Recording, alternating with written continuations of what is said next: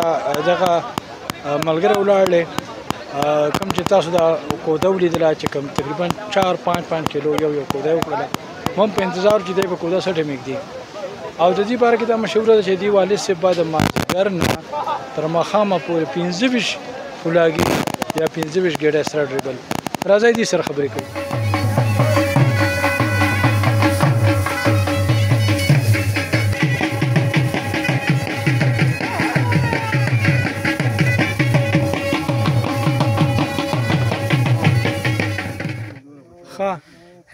بیا راته نوم دې څه دی؟ نوم مې بخ محمد. ښه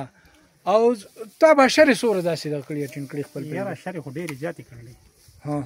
هر کال کې به یو دوه کړي؟ نه هر کال کې 10-15. او چې په دیاړی ری به نو څه دیاړي اخلئ؟ دیاړي خو دغه 1500. 1500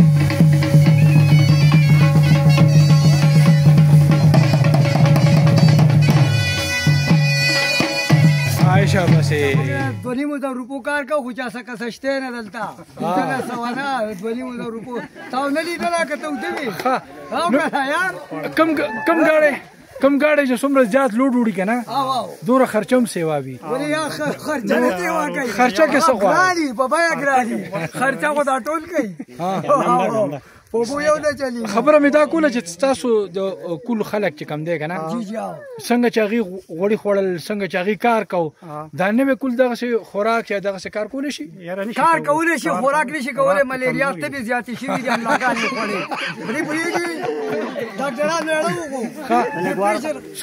څو څاروي ساتې یاره بس 4-5 څاروي دي خیرانه 4-5 څاروي دي خپل اشر کوي که هغه خپله ریبي هغه خو په خپله ریبو د خپل نوي کول ته څه وایي دي خو تعلیم چې پین څوک په لاس کې راوالي بیا لور له ګوتې نه ورړي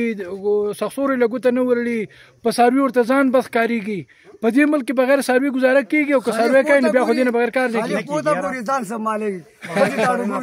سکول ته ښکاره کېږي راښکاره کېږي خو زمینداري کار ورسره کوي نه هغه به ستا بچي کېږي که نه عام نوي کول چې دی نوی کول هم یاره ډېر کوي ښه اشرې زیاتې شوي دي که کمې دي اشرې خو کمې دي اوس وجه څه ده وجه دا چې خلک یې په خپله ریبي په خپله ریبي نو د هغې به هم څه وجې چې وجې دي هغې وجه دا ده چې ټیکې ورکوي پیسې ورکوي چې کوم دی مزدورۍ ورکوي غوړي کم دي غوړي ګران شوي دي اخیستی نه شي غریبي ده ښه او خلک هر چا راځي اوس هم هر چا راځي که ما غوندې خلک چې دی هغه د اشر وینا وکړي نو ستاسو کلي نه به ورسره خلک راشي ولې نه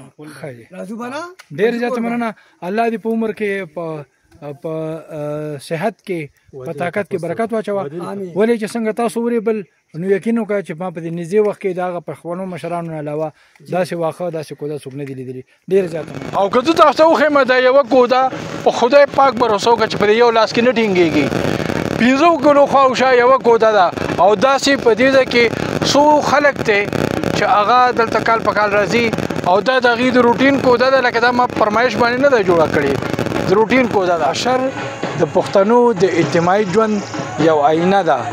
په دې کې نه صرف خلک راځي او د یو بل سره مرسته کوي بلکې ډول سرنا په ذریعه باندې دغه اشر نه تهوار هم جوړوي په دې کې د ډول په دې کې د سرنا او په دې کې د ډمامې ځان لا حیثیت دی په دغه عقله باندې د دې ځای مشران وایي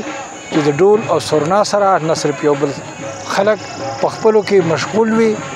شور وي आवाज نه اوري بلکې دا په ګایانو کې یا د وښو ریبلو په خلکو کې جذبه هم پیدا کوي څو پورې چې د وخت سره د خلکو د مالی کمزورۍ خبره ده همدغسې بدني کمزوري هم راځي او نوی کول د جدت په طریقو سره په مخه ځي نو دغه روایتي کارونه روایتي ذمہدارۍ د بدني کمزورۍ په وجه باندې د هغې نه پاتې کېږي خو بیا هم دا موضوع په خاوره باندې د پښتنو دغه روایت اشر نن هم ژوندی دی د بدمرغه د ګرانۍ بېوسۍ د وجې نه که د خلکو څاروي کمیږي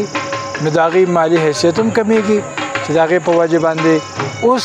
د عام ولس د وس نه دا خبره بهر ده چې هغې خلک راوغواړي او اشر وکړي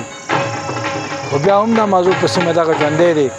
الله دې وکړي چې د پښتنو دغه روایت او دغه مرستې او دغه باهمي اتحاد څو پورې چې پښتانه دي قایم او دایم وي د واخانجانان وطن نیز